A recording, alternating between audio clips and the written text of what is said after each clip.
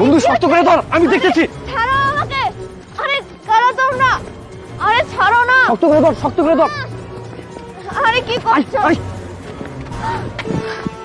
আরে এরা কারা ছিল? আর ওরা আমার পায়ের সঙ্গে বা কি করলো? না কিছুই তো বুঝতে পারছি না। দেখি তো আমার ব্যাগে টাকা পয়সা ঠিক আছে তো? না না, সব তো ঠিকই আছে। তাহলে ওরা এমন কেন করলো? আমি তো কিছুই বুঝতে পারছি না। না না, আমি একটা কাজ করি, আমি বরং বাবাকে একটা কল করি।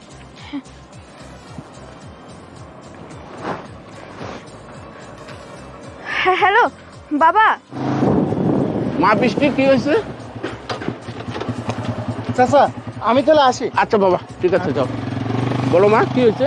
বাবা দেখো না, এই কিছুক্ষণ আগে না আমি এদিক দিয়ে বাসায় যাচ্ছিলাম, হঠাৎ করে 2-3টা ছেলেরা এসে আমার মাথায় ব্যাগ দিয়ে আমার পায়ের জুতা খুলে কি জানি করলো। আমি না কিছু বুঝতে পারছি না যে ওরা কি করলো। বাবা বলো না এখন কি করব? আচ্ছা মা, তোর ব্যাগে টাকা পয়সা মোবাইল সবকিছু ঠিক আছে তো? মোবাইল টাকা পয়সা ব্যাগে যাচ্ছিল, সবই ঠিক আছে। তাহলে বিষয়টা কি হলো? আচ্ছা মা বলো তো ওরা কোন দিয়ে গেছে? বাবা এই যে এদিকে গেছে। আচ্ছা ঠিক আছে মা চলো। আচ্ছা চলো।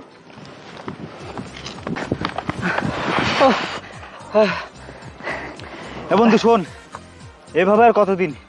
এসব না আর ভালো লাগছে না। আমরা যদি প্রত্যেক দিন মেয়েদের সাথে এমন করি, দেখবি একদিন না একদিন পাবলিকের হাতে ঠিকই ঠ্যাঙানি খাবো। হ্যাঁ বন্ধু, ও ঠিক কথা বলছে। হেই তোরা চুপ থাক। যতদিন পর্যন্ত এই জুতার প্রকৃত মালিককে আমি খুঁজে না পাবো, ততদিন পর্যন্ত প্রত্যেকটা মেয়ের সাথে আমি এমনটা করবই করব। কি ব্যাপার দেখ তো, পিঙ্ক কালারের শাড়ি পরে একটা মেয়ে আসতেছে, তাই না? চল এবার এই মেয়ের সাথে এমনটা করব। আবার চল। ঠিক আছে চল। ধর, শক্ত করে ধর, শক্ত করে ধর। এই আপনারা ধর ধর, ছাড়েন আমাকে। শক্ত করে ধর। কি করতেছেন ধর আমার সাথে? শক্ত করে ধর ধর। বাবা দাঁড়াও, ওই দেখো ওই যে ওই ছেলেগুলাই ছিল তখন। দেখো এই যে আরো একটা মেয়ের সঙ্গে এমন করছে। ঠিক আছে মা তুই চিন্তা করিস না, আমার ইউনিয়নে এত বড় অসামাজিক কাজ হচ্ছে। ঠিক আছে আমি দেখতেছি বিষয়টা, চল মা আমার সঙ্গে। আচ্ছা বাবা। ধর। এই ছেলে, এখানে কি করতেছিস তোরা? এই তোরা এতক্ষণ আমার সাথে কি করলি? সরি আপু, আমি যা করেছি ভুল করেছি। সরি মানে কি? দাঁড়াও মা, বিষয়টা আমি দেখতেছি। এই বল, এখানে তোরা এতক্ষণ কি করতেছিস? আঙ্কেল আপনি উত্তেজিত হবেন না, আমি আপনাকে সবকিছু বুঝিয়ে বলতেছি। আসলে আঙ্কেল, আমি এই জুতা নিয়ে অনেক বড় বিপদের ভিতর আছি, অনেক কষ্টের ভিতরে আছি। এই জুতা আমার আত্মসম্মানে আঘাত করেছে আঙ্কেল। এই জুতার কারণে আমি আমার মার সামনে মুখ দেখাতে পারতেছি না। আসলে আঙ্কেল, আমি একটা মেয়েকে খুব ভালোবাসতাম। এই জুতা সেই মেয়ের, কিন্তু ঘটনা অন্য জায়গায়। আমি যাকে অনেক ভালোবাসতাম তার মুখ আমি কখনো দেখতে পাইনি, কারণ সে সবসময় হিজাব মেনটেন করতো। আমার অনেক ইচ্ছা ছিল ওর মুখটা প্রথম আমার মা দেখবে। এই জন্য আমি একদিন ওকে আমার বাসায় নিয়ে যাই। আমরা সিদ্ধান্ত নিয়েছিলাম আমরা কয়েকদিনের ভিতরে বিয়ে করব।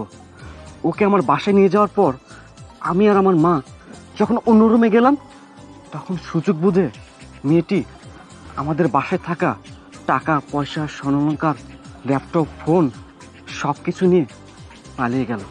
আমরা কিছু বুঝতেই পারলাম না, কিন্তু আনফর্চুনেটলি তার একটা জুতা ভুলে আমাদের বাসায় রেখে যায়। তারপর থেকেই এই জুতা নিয়ে আমি ওকে খুঁজতেছি। আঙ্কেল, আমি টাকা পয়সা, স্বর্ণালংকার সব কিছু ফেরত পাওয়ার জন্য ওকে খুঁজতেছি না, আমি ওকে খুঁজতেছি কারণ সে আমার ভালোবাসা ভেঙে দিছে, আমার বিশ্বাস নষ্ট করেছে। ও হিজাব পরে আমাকে ধোঁকা দিছে, এই জন্যই আমি ওকে খুঁজে বেড়াচ্ছি। আঙ্কেল এবার আপনি বলেন, আমি কি অন্যায় কিছু করতেছি?